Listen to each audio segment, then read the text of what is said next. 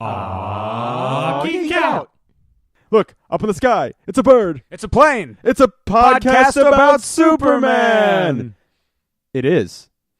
Indeed, yes. The next foray into podcastum. Four-way? Four-way, baby. Foray into podcasting is about Superman. Yes. And the guy that helped me get back into Superman is Samuel Bryan Stone. Singer. Yes. Yeah. And so I was like, definitely want to have him on as a co-host, permanent co-host of the show. I don't know how long this is going to go. It could potentially go forever, or, do kind of like, chunks here and there and do something else in between. But basically, this episode, just want to get you guys kind of in the know of what we're going to be doing here. And one of the things the main reason I wanted to do this was I want to have on friends of ours to talk about Superman. And the caveat is not like you have to love Superman. He doesn't have to be your favorite character. You could hate Superman. Hell, that might make for better podcasting. But something about Superman affecting your life, one or the other, thoughts about Superman, favorite stories, favorite movies, favorite actors who played them. Also, down the line, Sam and I might, in between interview episodes, we might pick something to be like, hey, we're gonna watch an episode of this series here and talk about it, or hey, we're gonna read this story and we're gonna review it, just for fun. But basically, it's all about soups, and so basically, I mean, if you guys have ever listened to the Geek Out show, you kind of know a million times over Sam and our origin story with Superman. But we figured if you've never listened to that Geek Out stuff before, you just typed in Superman into the search bar on the podcasting, and this somehow pops up. We'd give you kind of our background and kind of so you guys know where we're coming from here on out. Sam, I think we have like similar type origins with Superman. I know Superman 75 has a dear spot in our hearts. Yeah, I still have that issue. Superman 75, if you guys aren't in the know, Superman 75 volume 2, number 75 is the death of Superman. Mm-hmm. It's every page is a splash page, written and drawn by Dan Jurgens. And yeah, he, true to his title, he gets beaten to death, taking down Doomsday in the streets of Metropolis and dies in Lois Lane's arms with his parents watching the whole thing live on TV. Yeah, that's always one of the gut punch things for me is that they have to watch their son die on TV, and they can't be there. Or that they have to watch their son die at all. Well, but that they can't even be there to, at least, hold them one more time or whatever. And, yeah, the splash pages being a big thing, where I think that's something like, I didn't even realize that the first time, because you're just reading this kind of just epic takedown between these two characters. Yeah. And the final page folds out, to the big, Superman collapsing and Lois bursting into tears. The famous cover with the Superman cape looking like the flag. Tatters, yeah. Tatters. But yeah, Superman 75 being a big part, I think, of our Superman. Yeah, how weird is it that like one of the most iconic Superman stories for both of us is the one where he goes out? Yeah, and it's funny. Well, I think a lot of that too. Like that's a comic I read just every so often because I have my same copy from way back when, and I also have like the huge omnibus of the entire story. But that's one that like I read over and over again sometimes, and I kind of get something new out of it every time. It's a very aggressive Superman. Obviously, he's obviously fighting for his life. He doesn't know that initially, though. No, and I think one thing too sometimes people forget is that like he does take out Doomsday in that. Yeah. In that book. I mean, it's kind of the Rocky 3, but if in Rocky 3 they both died. When they punched each other in the face. More so the Rocky 2.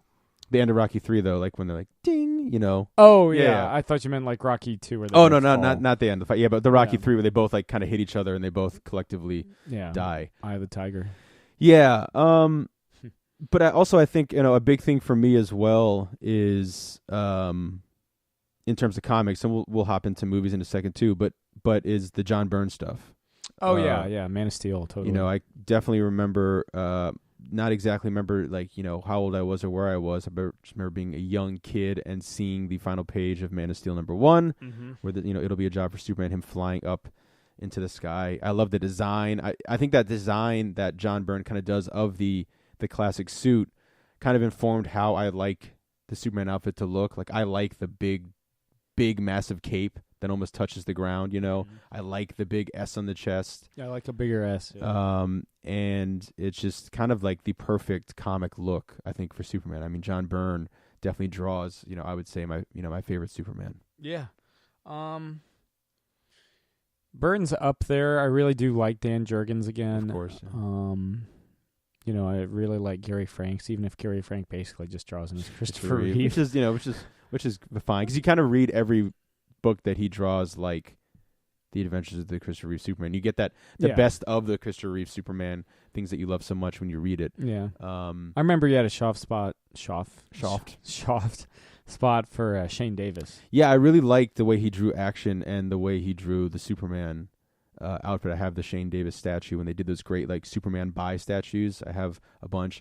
One thing that's going to be cool as this goes on is talking about, hopefully down the line, whenever it comes out, the new Frank Miller Superman Year One that they announced, which that was something they announced at San Diego Comic-Con that blew my fucking mind, because I absolutely love Frank Miller. I absolutely love John Romita Jr. And of course, you know, I love Superman. And so I'm really excited to see that. I saw John Romita Jr. again. Did you? I don't know if you got that text. Oh, yeah, that he was at, where was that at? I was at the Hyatt. At the Hyatt? Yeah. Oh, okay. I was at the hotel bar waiting for, it was chaos at that point. Of course, yeah. And I was sitting there, and across from me on the other side of the bar, like, is John Romita Jr. And I was just like, nice. Son of a bitch. What's that something obscure you could yell out and he'd just be like, what the fuck? Yeah. Kick ass. Yeah. Yeah. Kick ass 2. And someone goes, Kick ass 3. But yeah, I don't know. So, you know, and that's something too, like, you know, down the line, I'm reading I'm really enjoying the Patrick Leeson, Peter Tomasi Superman run right now. At the time of this, I've only read the first arc, but I really liked what I read. Yeah, I mean, at the time of this arc, issue 27 is the most recent. I give it, you know, high praise. Definitely go out, check it out. It's one of those ones that you could read. It's very much a self-contained story. I mean, it's a part one of a story, but it's one that you could jump in and you can read. It doesn't have too many threads of what's been going on in the past, because this is issue 27, which is crazy. Yeah. That we're already at issue 27 of the Rebirth stuff. And it's been a little over a year since Rebirth started. I know. Superman, they've been pumping it out. I'm a little bit behind on Action Comics, but like I said... That's why Greg Rucka doesn't write Wonder Woman anymore. He just couldn't keep up with the pace. Comic writers are crazy, man. Yeah.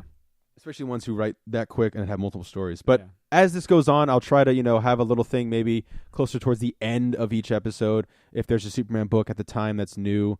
And like I said, catching up with Action, but with Superman, I'm all caught up, and maybe just give you a quick rundown or you know, a grade or whatnot if I really enjoyed it.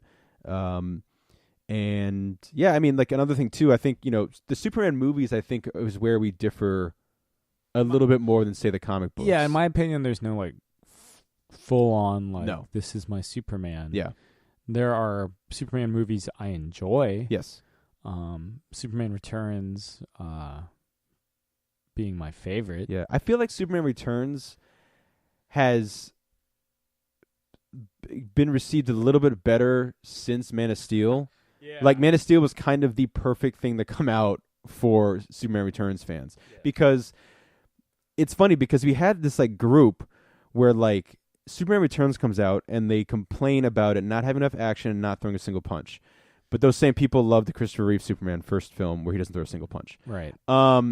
So that's, get the fuck out of there with that. Yeah. And then here comes Man of Steel, where it's like nonstop action, punching, throwing around. And so, but then you kind of get that thing that happens where they kind of go back and they're like, well, maybe Superman Returns wasn't so bad. And that's a movie that I've like gone back and forth with a lot over the years. And I agree with you, Sam. Like, there is no definitive Superman movie yet. It'd be awesome if that happens sometime soon. Yeah. In our lifetime. In our lifetime, yeah. But again, there are things I like a lot, and something that I rewatched Superman. I think the Superman movie I've watched the most of my life is Superman Returns, because I'm always trying to be like, maybe this is the one that'll finally click. And there are definitely elements I really like. And this past time when I watched it, I kind of forgot about or didn't remember as well the scene where he saves Metropolis. You know, being just one of the great Superman moments. I mean, Superman Returns has a couple moments in it that I think does better than any other Superman movie. Catching the plane and then also saving Metropolis. The saving Metropolis scene is a dream, I think, for Superman fans. Absolute wonderful portrayal of the greatness and the hope aspect of Superman. And also kind of being smart, like when he turns the glass in the sand with the heat vision. But in terms of like movies that I think the closest to me that I enjoy, but again, it hasn't aged well in my opinion, and I enjoy, pretty much 2 of the 3 acts a lot, is the first Superman movie. And I know for a lot of people that kind of still holds as the Superman movie because of Christopher Reeve. I love his performance. And I love the movie up until Lex Luthor shows up. Yeah, and unfortunately, that's something that, like, a lot of people seem to dig, and that's just not for me. And like, again, as I get older, the parts I love the most are the Smallville parts, and dealing with the passing of his father, and then also his mother having to let him kind of go into the world and realize that she's no longer, he's no longer just her boy, and that being one of the most, I think, powerful moments of the film, and of course the music as well. John Williams at his best. Yeah, the rest of the Superman movies, 2, 3, and 4 for me. I mean, look, I know people are all about 2. I think I love parts of 2. I like parts of 2, and also this might be blasphemy, but there's probably be a lot of that said on here because we're talking about all kinds of Superman stuff.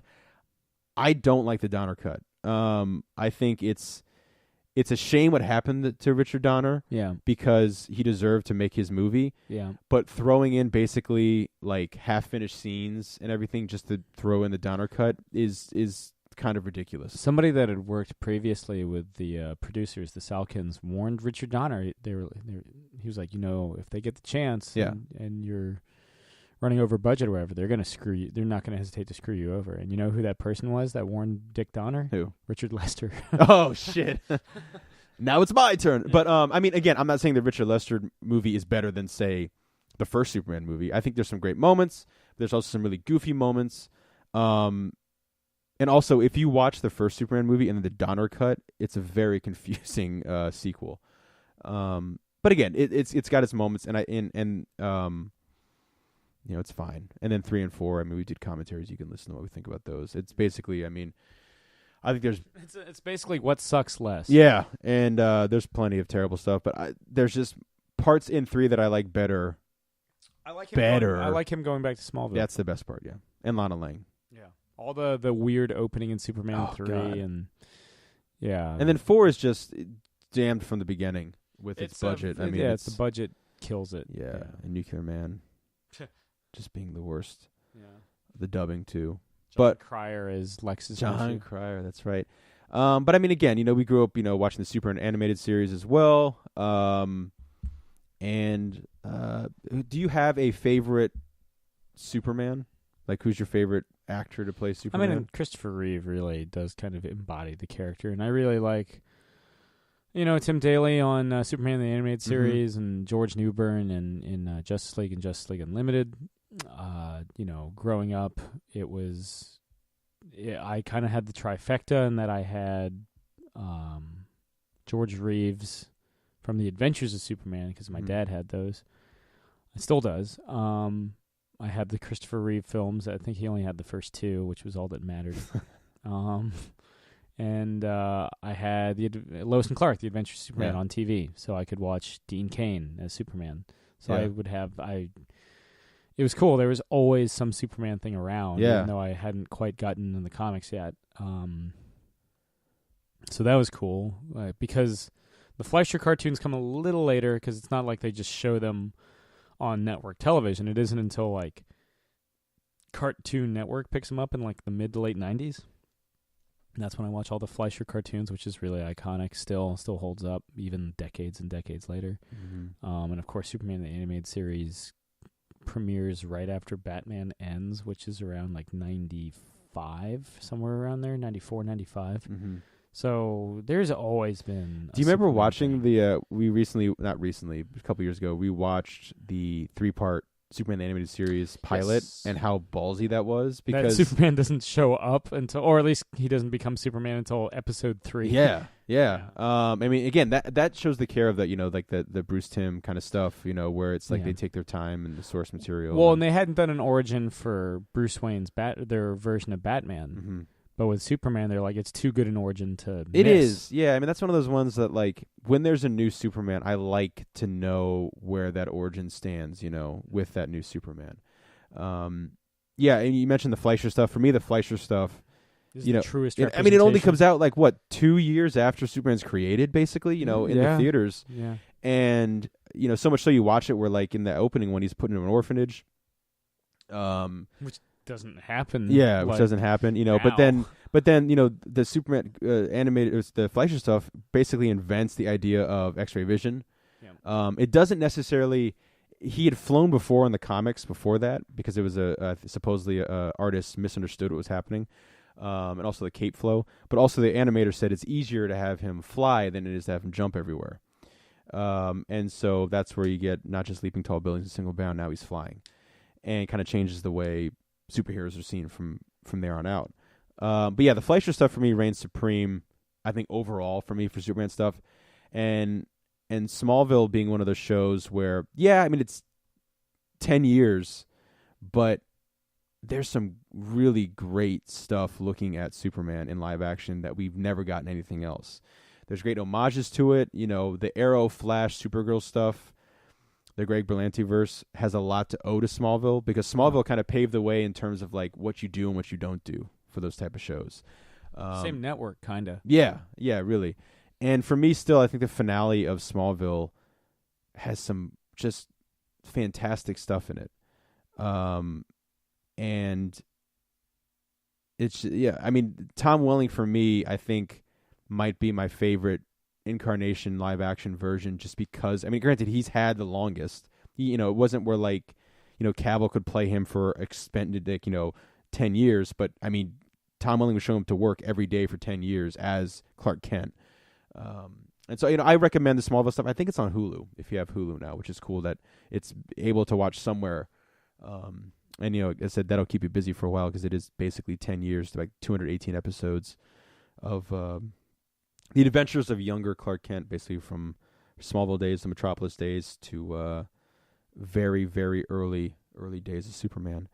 And I enjoy that stuff. So, again, I mean, I'm excited to do this. I'm excited to kind of sit down. We have all kinds of people planned. The first guest we're going to have on next episode is someone that does the Comic-Con volunteering stuff with us, and is someone I love talking to about comic books, whether I agree or disagree. Sometimes it's more interesting when we disagree. We had first met him, and he was just a fresh-faced college student buying Scott Snyder Batman comics out of our local comic book store, and then later he started working at the comic book worked store. with him for a bit, and now he works in journalism like Clark Kent. That's right. He's got more Clark Kent, cred than we do. But yeah, our buddy Vernon, I'm very excited to just have him sit down and talk, because I think it's going to be a really good conversation. And I've got, I kind of reached out before when I was still doing the Kiss podcast to see who wanted to do this, and we have a bunch of episodes that we have to do with plenty of people want to talk Superman. What are you going to name this thing, Jake? Well. There's because we kind of ducked it on the opening. Yeah. The original plan was I was going to do a podcast all about Smallville, and it was going to be just called Remember Smallville. But I was thinking something like Friends of Steel, Reflections. Yeah. Of Steel. Reflections of Steel. Look Up in the Sky is already taken. There's lots of shit. Mm-hmm. There's a lot of different ways. Well, I was going to name it the podcast, the Smallville one, because that was going to last like 18 years. I was going to say call it Somebody Save Me, because I would have gone fucking insane by the end of it, as much as I love that show. Like season 3. Yeah. No tides, no flights. But I don't know. We'll think of something. I mean, you'll find out. Yeah. I mean, we've done podcasts where we didn't name it till like 3 or 4 episodes down the line, or at least give it a name that sticks. Yeah, that's true. I'm trying to think, man. Because sometimes the best podcasts we come up with is something that we thought of like on the fly while recording the podcast. Yeah. The James Bond one. I think the Beatles one. Beatles one, yeah. By the time we were like recording like Rubber Soul. Yeah. We're into like their second act. Yeah. But for now, it's just a podcast about Superman. And hopefully by the time this thing posts in 2 days, we'll have a proper title. Well, you know what? We should call this "Bring Me the Head of Alfredo Garcia," a podcast about Superman. Yeah. But for now, like I said, just a real basic introductory episode to kind of get you guys where we're coming from. You're going to hear a lot of it. You're probably going to hear a lot of us talk about what we've talked about in this episode all down the line. But really, this is about bouncing it off new people. Yeah, but really, this is about the guests that we have on more so than us. I just happen to, the person who knows. We'll just call it the Superman Sessions. Superman Sessions. You get the alliteration. Alliteration is fucking key. Yeah, it's like hand claps. Ooh. Secret. I think to that. Making great music. I mean, I don't mean to blow up your spot, but I feel Superman like Sessions. that could work. Superman Sessions. For now, we're going with Superman Sessions. Let me take a look. I think. Oh wow, nobody's taking it. Just putting that out there. Unless I get hit by a bolt of lightning inspiration, Superman Sessions, because that alliteration is. Yeah, because this isn't a Power of Shazam podcast. Ooh, maybe it should be. But anyway, Shazam. Oh yeah, one of the all-time great jokes that we won't say on here. But we should have him on. Yeah, he'd be down. Oh, he'd love it. Yes. Yeah. Anyway, like I said, the main thing is like, and I always take inspiration from like different eras of Kevin Smith doing podcasts. Like the whole thing about doing solo stuff was when he started doing his Frasier podcast. I was like, you could literally do a podcast about anything. And so that's what started our splitting off doing the solo stuff and me doing a Lethal Weapon podcast. But like his whole like genesis, I think, of the podcast was sitting down with his friends and getting recordings of conversations with his friends. Yeah. And that's where I was like, Superman. That's what the best episodes of the regular show are. Yeah, and Superman is so much something that's like, so much of my early life and my life now. Like, there's a period where I kind of fell out of love with Superman, and then and back in a big bad way, and means a lot to me as a character, I think, as well to you, Sam, and like I said, to the people we're going to talk to, they'll have opinions ranging from all over the place, which I think will hopefully make for some good Superman sessions. Anyway, that's it. We're done for this episode. It would be the Superman sessions. The Superman sessions? Yeah. The Superman sessions. I'm Jake. I'm Sam. Bum bum bum bum bum bum bum. This has been another Geek Out production. If you enjoyed what you heard, hey, we've got a special episode every Friday. Of course, there's the usual catching up show every Wednesday. And you get book club episodes just about every Tuesday these days. Thanks for listening.